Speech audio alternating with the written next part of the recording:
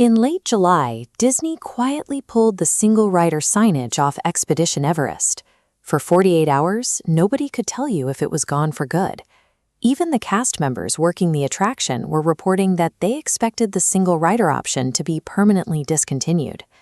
One solo traveler arrived at the park, saw the missing sign, and chose to skip the ride entirely rather than risk spending an unpredictable hour standing alone in the standard queue. Days later, Disney confirmed to the press that the sign removal was strictly for maintenance. The line had been running the entire time, hidden from anyone who didn't think to ask a cast member where to go. This maintenance period highlighted a vulnerability in most park strategies. The physical sign no longer tells you if a line is actually efficient. If you rely on what you saw on your last trip, you may spend an hour of your morning before realizing the operational rules have changed. Single rider lines were originally marketed as a universal way to save time, but the current reality is much more variable. To use this strategy, you have to accept a mandatory trade-off. Your group will be completely split up, and you will ride next to strangers.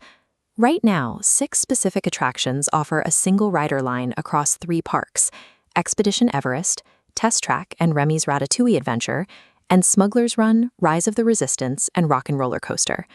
However, due to recent changes in how Disney groups its guests, only 2 of these 6 lines are still reliable for saving time. Using this queue is no longer a guaranteed shortcut.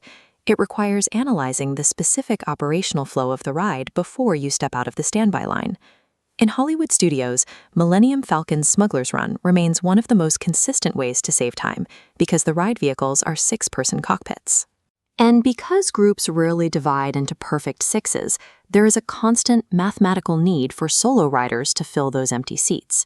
Because that demand is so predictable, Smugglers Run earns a recommended verdict for any solo traveler. Star Wars: Rise of the Resistance moves solo guests through boarding very quickly, but that speed requires a sacrifice.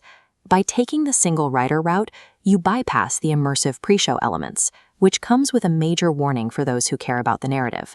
For the full Rise of the Resistance experience, you are better off using the standard queue.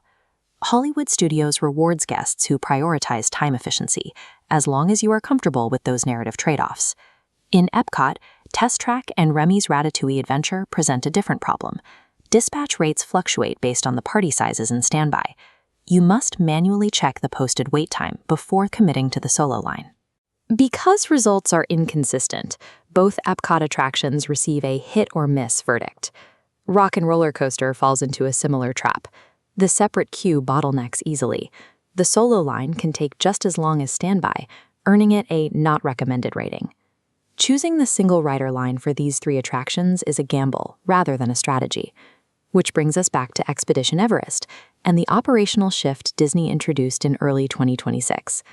Cast members now group standby guests by odd and even parties before reaching the loading area, pairing guests into 2-seat rows with near-perfect efficiency.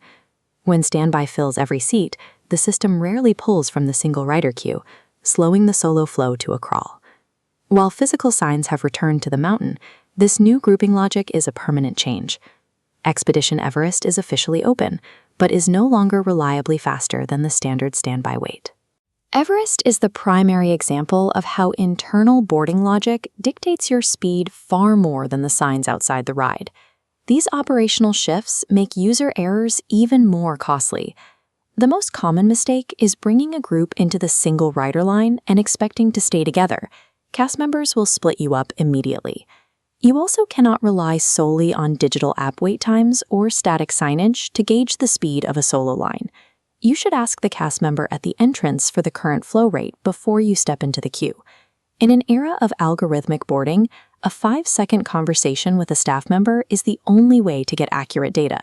For solo travelers, wondering if a line will actually save you time can result in 20 minutes of wasted effort. That kind of guesswork eats into a trip you didn't plan for, which is why the Solo Disney Strategy Kit exists. It provides a ride-by-ride playbook for exactly when single rider lines are worth it and when Lightning Lane is a better choice for your day. You can find it for $17 at payhip.com/b/TPS5H. Using a verified strategy removes the mental load of these midday decisions, allowing you to focus on the park rather than the logistics. To summarize the rule, Target Smugglers Run and Rise of the Resistance for efficiency. For everything else, default to Standby or Lightning Lane. As a quick update, Mickey's Not So Scary Halloween Party is currently running through October 31st. We are also looking forward to the massive expansions announced at D23, specifically the upcoming Monsters Inc. land. You can find the link for the Solo Disney Strategy Kit in the show notes. If you want to start with our free resource, the 7 Disney World Money Hacks Guide is linked there as well. The quality of your trip is determined by the strategy you build